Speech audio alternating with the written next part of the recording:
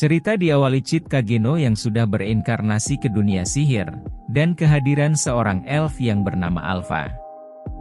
Di mana Alpha mengatakan, bahwa dalam buku kuno yang telah disebutkan Cid, ada sebuah sekte yang bernama Diabolos. Di mana kekuatan dari sekte Diabolos menjadi semakin besar. Di sini Alpha menginginkan, agar sekte Diabolos itu dimusnahkan. Cid pun menyuruhnya untuk bersabar, karena kita hanya merupakan pemburu bayangan dalam bayangan. Pada episode pertama diberitakan bahwa, Minoru Kageno berumur 18 tahun, telah meninggal akibat tertabrak oleh truk. Kemudian tampak, seorang bayi sedang menatap kedua orang tuanya. Sang ayah memanggil seorang anak gadis, yang bernama Claire, untuk melihat adiknya yang baru lahir.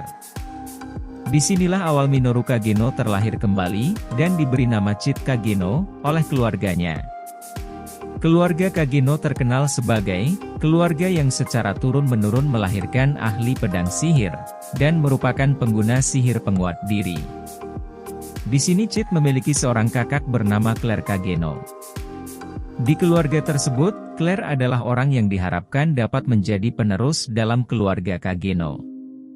Menurut Cid, dia hanya berperan sebagai figuran di dalam keluarganya, dan diam di balik bayangan sang kakak, yang mampu melakukan banyak hal. Cid tetap mempertahankan prinsip hidup yang dia terapkan di dunia sebelumnya. Dia ingin menunjukkan, bahwa dirinya hanyalah orang biasa. Lalu, di waktu tertentu, Cid akan bertindak layaknya seorang pahlawan, yang bergerak sembunyi-sembunyi tanpa ada yang mengenali identitas aslinya. Di sini kita mengetahui, betapa overpowernya Cid dalam mengalahkan para bandit.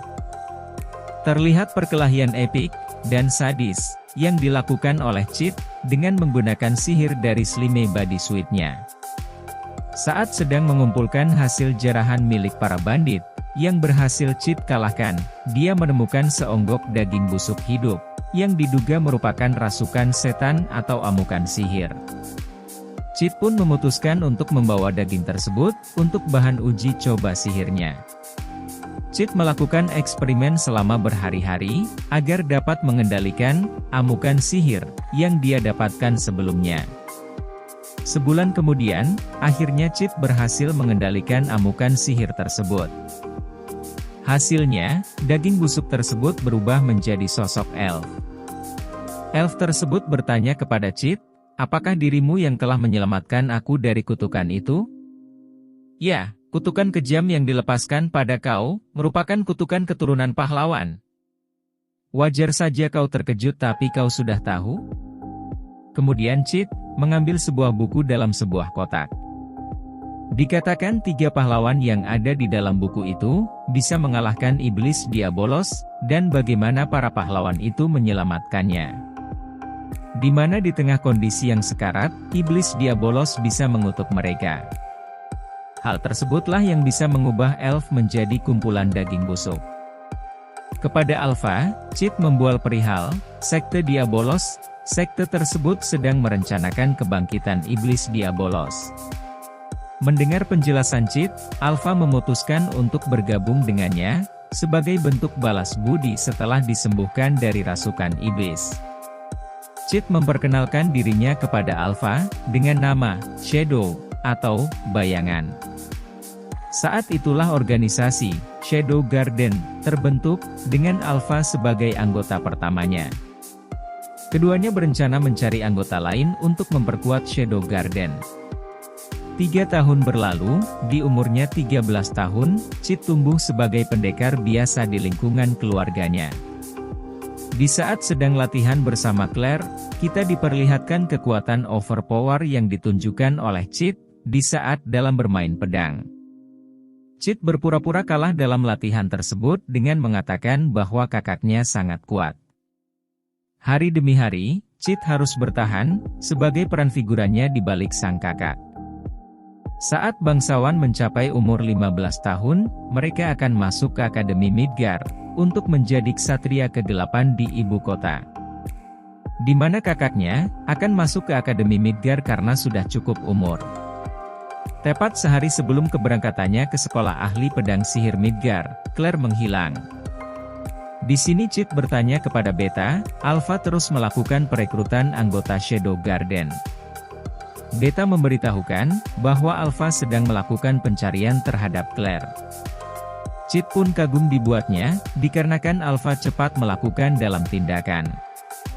Beruntungnya, di mana saat itu, Shadow Garden telah memiliki anggota yang berjumlah 7 orang. Sehingga mereka berhasil melacak lokasi di mana Claire telah diculik. Mereka memastikan bahwa pelaku penculikan Claire adalah orang dari sekte Diabolos. Kemungkinan, Claire dianggap sebagai keturunan pahlawan sehingga menjadi target penculikan. Cid pun lalu berkata kepada Beta, agar mengumpulkan ke-7 anggota Shadow Garden nanti malam, dalam misi penyelamatan Claire. Di dalam sebuah penjara terlihat Claire sedang disekap dan dirantai sihir. Tuan Orba adalah dalang dari penculikan tersebut. Tuan Orba kemudian menendang, dan Claire pun berhasil menghindar padahal dalam kondisi rantainya disihir. Claire berkata, aku diajari suatu hal, bahwa yang terpenting bukanlah jumlah energi yang kita punya, akan tetapi bagaimana cara kita menggunakannya. Tuan Orba lalu bertanya, saat Claire kerasukan, adiknya Cid telah menyembuhkannya. Claire menjawab, mana mungkin Cid bisa menyembuhkanku. Di saat Tuan Orba mengucapkan bahwa adiknya pun akan dibunuh. Claire pun marah dan melepaskan tangannya pada rantai sihir, dan berkata kalau terjadi sesuatu pada adikku Cid, aku takkan memaafkanmu. Di mana Claire mengancam keluarga Tuan Orba yang disayangi dan semua teman-temannya akan dibunuh. Claire pun dihajar oleh Tuan Orba, kemudian pingsan, setelah terkena pukulan pada wajahnya. Datang seorang prajurit, mengatakan kepada Tuan Orba bahwa ada penyusup. Di mana ke-7 anggota Shadow Garden, sudah melakukan pertarungan, dan mengalahkan para penjaga. Tuan Orba tak mempercayainya, dikarenakan ksatria yang dimilikinya, sudah cukup hebat sebagai prajurit kerajaan. Tuan Orba bertemu dengan para anggota Shadow Garden, mereka mengatakan, akan memusnahkan sekte Diabolos. Mereka mengetahui kebangkitan iblis Diabolos sebagai keturunan pahlawan. Tuan Orba pun berkata, dari mana kalian tahu nama dan rahasia itu? Kemudian dia menyerang Alpha, di mana Tuan Orba tidak sanggup mengalahkan Alpha, kemudian kabur. Terlihat Cid berada di sebuah lorong, dan tampaklah Tuan Orba keluar dari sebuah pintu rahasia. Tuan Orba pun menyerang Cid, akan tetapi kekuatannya masih jauh di bawah Cid, maka Cid pun mempermainkannya dalam bertarung.